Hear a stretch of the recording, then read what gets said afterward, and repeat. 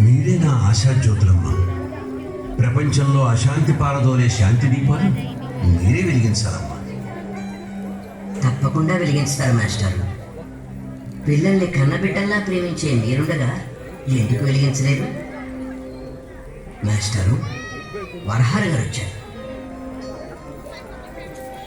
నమస్కారం. రండి, ఇలా కూర్చోండి. నేను మర్యాదల కోసం రాలేదు, మా వాడిని తీసుకెళ్దామని వచ్చాను. అప్పన్నా, సూర్యాన్ని తీసుకురా, సామాన్తో సహా. ఇలా హఠాత్తుగా ఎందుకు తీసుకెళ్తున్నానని మీ ప్రశ్న. కారణం చెప్పమన్నారా? మీరు చెప్పే చదువు నాకు నచ్చలేదు. మా వాడిని రాజకీయ దురంధరుని చేయాలనుకున్నాను. మీరు రాముడి గురించి చెప్పారు. మంత్రిగా చూడాలనుకున్నాను. మీరు వేల మంత్రాలు నేర్పడం ప్రారంభించారు. ప్రపంచ నేతని చేయాలనుకుంటుంటే ప్రహ్లాదుడిగా మార్చాలనుకుంటున్నారు. అందుకే మా వాడిని మీ స్కూల్ నుంచి మార్చేయాలనుకుంటున్నాను. కానీ నేను ఈ స్కూల్లోనే చదవాలనుకుంటున్నాను నాన్నగారు. తండ్రిని ఎదిరిస్తావా? సన్మార్గానికి అడ్డు తగిలినప్పుడు ప్రహ్లాదుడు తండ్రిని ఎదిరించాడు. తండ్రిని ఎదిరించమని బోధించారా మాస్టారు? మాస్టర్ నేర్పలేదు, మీరే నేర్పారు. అసలు తల్లి తండ్రి అనే పదాలకు అర్థం తెలుసా మీకు? ఏం లోటు చేసావు నీకు? ₹1,00,000 పెట్టి స్టడీ రూమ్ కట్టించాం. బంగారు పంజరాన్ని సృష్టించారు నా కోసం. ఎయిర్ కండిషన్ పెట్టించాను. ఈ చెట్ల కింద కూర్చోండి, అసలైన చల్లదనం అంటే ఏమిటో తెలుస్తుంది. ఖరీదైన బట్టలు కొన్నాం. తాటాకు బొమ్మలకి పట్టుగుడ్డలు కడతారు అమ్మ ఉన్నట్ట. ₹1,00,000 ఫీజు తీసుకునే స్కూల్లో చేర్పిస్తాను. అందమైన ఖరీదైన బంధీకాన అంటే అంతకంటే బాగుంటుందేమో. మరో ₹1,00,000 పెట్టి కొత్త టీవీ కొన్నాం. కొడుకును పెడదారి పట్టించడానికి చక్కటి రాజబాట వేశారు. టీవీ, దాని పేరులోనే ఉంది టెర్రర్ అండ్ వైలెన్స్ అని. అయితే మేం చేసిన లోటేమిటి?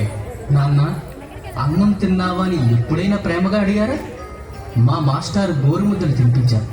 అమ్మ తన ఒడిలో నిద్రపుచ్చి ఎప్పుడైనా జోలపాడిందా? జో అచ్యుతానంద అన్న పాట విన్నది ఈ బడిలోని. నాకు పాఠశాలే ఇల్లయింది, ఇల్లే జైలయింది. పంజరంలో పక్షిల ఒక్కడే ఉండేవాడిని. అమ్మ మీరు పదవుల కోసం మారాటం, కోట్లు గడించడం కోసం పోరాటం చేస్తూ రాత్రింబవళ్ళు తిరిగేవారు. నేను అనారోగ్యంతో ఆసుపత్రిలో ఉంటే మీరు పాలేరుని చీదరించుకునే ఈ అప్పన్న రక్తదానం చేసి నా ప్రాణాలు కాపాడారు. నేనెందుకు మీ మాట విన్నాలో ఇప్పుడు చెప్పండి. అమృతం వంటి ప్రేమ పంచిన మాస్టర్ని, అప్పన్నని ఎందుకు వదిలిపెట్టాలో చెప్పండి. ఊరుకో సూర్యం. వరహార్ గారు, ఆ పసి మనసులోని ఆవేదన చూశారు. ఈనాడు ఎంతో మంది తల్లిదండ్రులు తమ బిడ్డలు డాక్టర్లు, ఇంజనీర్లు అయితే సంతోషిస్తున్నారు. లక్షలు సంపాదిస్తే అంతకంటే ఆనందిస్తున్నారు. కానీ ఎప్పుడైనా తమ పక్కని కూర్చోబెట్టుకుని, నాయన, ఒక పక్షి ప్రాణాన్ని కాపాడటానికి తన శరీరాన్ని కోసి ఇచ్చిన శివచక్రవర్తి పుట్టిన దేశంలో పుట్టాను. సత్యం కోసం సమస్త సామ్రాజ్యాన్ని వదిలిపెట్టిన సత్య హరిశ్చంద్రుడు పాలించిన దేశం నీది. సత్యవాక్య పరిపాలన కోసం, పితృవాక్య పరిపాలన కోసం 14 సంవత్సరాలు వనవాసం చేసిన రాముడికి నువ్వు వారసుడివి.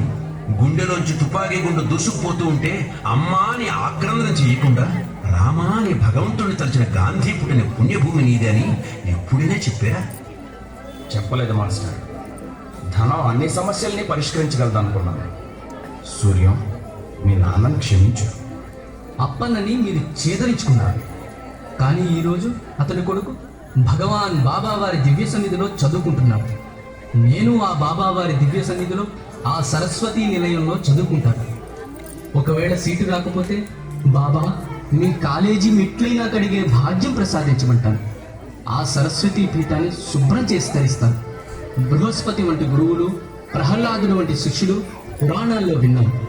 ఈరోజు పుట్టపర్తిలో చూస్తున్నాం. బ్రహ్మానందం గారు, మీ ధనదాహం మిమ్మల్ని కన్న తల్లిదండ్రులకి దూరం చేసింది. లోకంలో మన మంచి కోరేవారు, మనల్ని మనసారా ఆశీర్వదించేవారు, మన శ్రేయస్సు కోసం దైవాన్ని ప్రార్థించేవారు మన తల్లిదండ్రులే. దైవాలుగా పూజించవలసిన వారిని వృద్ధాశ్రమంలో చేర్చినందుకు మీరు సిగ్గుపడడం లేదా? మాస్టారు, నా కొడుకు కోట్లు సంపాదించాలని ఆశపడ్డాను తప్ప ఇవన్నీ ఆలోచించలేదు. వరహార గారు, బ్రహ్మానందం గారు, ఎప్పుడైనా భారత భాగవత రామాయణాలు చదివితే తెలిసేది మానవతరమైంది. భగవాన్ శ్రీ సత్యసాయి బాబా వారి బోధనలు, గాథలు వింటే తెలిసేది మన ధర్మం ఏమిటి. నాన్నగారు, పదవీ వ్యామోహం అహంకారాన్ని పెంచుతుంది, మమకారాన్ని త్రుంచివేస్తుంది, మనిషిని మృగాన్ని చేస్తుంది. ఆ ప్రభావంలో పడకండి, కన్నబిడ్డని దూరం చేసుకోకండి. బ్రహ్మానందం గారు, త్యాగం చేత మాత్రమే మనిషి కీర్తిని సంపాదించుకుంటాడు. ప్రేమతో చేసిన సేవ చేత మాత్రమే చిరస్మరణీయుడవుతాడు. మాస్టారు, అందరూ మా డబ్బు చూసి మమ్మల్ని పొగిడిన వాళ్లే తప్ప మా తప్పులు చెప్పి మమ్మల్ని సన్మార్గంలో పెట్టడానికి ప్రయత్నించలేదు.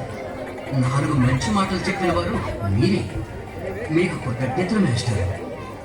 భగవాన్ సత్యసాయి బాబా వారు మా దైవం. భారతీయుల ప్రవర్తన ఎలా ఉండాలి మా బాబా చెప్పారు. మానవతా విలువల్ని పసివారి హృదయాల్లో ఎలా వికసింపచేయాలో కూడా చెప్పారు. పసివారిని అలా తీర్చిదిద్దడమే నా జీవిత ధ్యేయం. చాలా గొప్ప ఆశయం మాస్టర్. ధన సంపాదనలో ఎన్ని అక్రమాలు చేశానో, ఎంతమందిని అన్యాయం చేశానో, ఎంతమంది పేదలు ఉసురు పోసుకున్నానో తలుచుకుంటే నాకే సిగ్గుగా ఉంది. గాంధీ గారు మీలాగే ఆలోచిస్తే మనకు స్వతంత్రం వచ్చిందా? జిజియాబాయి మీలాగే భావిస్తే శివాజీ వంటి ధర్మప్రభు మనకి లభించేవాడా?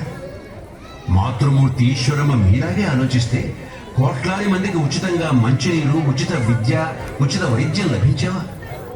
ధనిక దేశాల బాంబులతో ఎన్ని దేశాలు శ్మశాన వాటికి దిగాయి. అందుకే ప్రేమరాజ్యమే రామరాజ్యం అంటారు మా బాబా. మీ మాటలతో నాకు జ్ఞానోదయం అయింది మాస్టారు. మా తల్లిదండ్రుల్ని ఈరోజే తీసుకొస్తాను. మంచి మనిషిగా జీవితం గడుపుతాను. మాస్టర్, ఉచితంగా విద్యను బోధించి దేశభక్తి, దైవభక్తి, మాతృభక్తి, సేవానురక్తి గల విద్యార్థులను తయారు చేసే మంచి పాఠశాలను నిర్మించండి. ధనం నేనిస్తాను. పాఠశాలకి అన్ని వసతులు గల మంచి హాస్టల్ కట్టించండి. సహాయం నేను చేస్తాను. నా కొడుకును మీకు అప్పగిస్తున్నాను. దేశం గర్వించే పౌరుడుగా వాడిని తీర్చిదిద్దండి. మాస్టారికి నమస్కారం చేయి బాబు. పితృదేవో భవ. ముందు మీకు నమస్కరిస్తాను నాన్నగారు. ఎందుకో తెలుసా? మీ తప్పు తెలుసుకుని మంచి గురువుకు నన్ను అప్పచెప్పినందుకు. నమస్కారం గురువు గారు. అఖండ విద్యా ప్రాప్తిరస్తు. మానవాళిని సన్మార్గంలో నడిపిస్తున్న బాబా గురించి చెప్పి మాకు మహోపకారం చేశారు. బాబా దర్శనం చేసుకునేందుకు ఈరోజే ప్రశాంతి నిలయం బయలుదేరుతాం. ఆశీర్వదించండి. లోకా సమస్త సుఖినో భవంతు.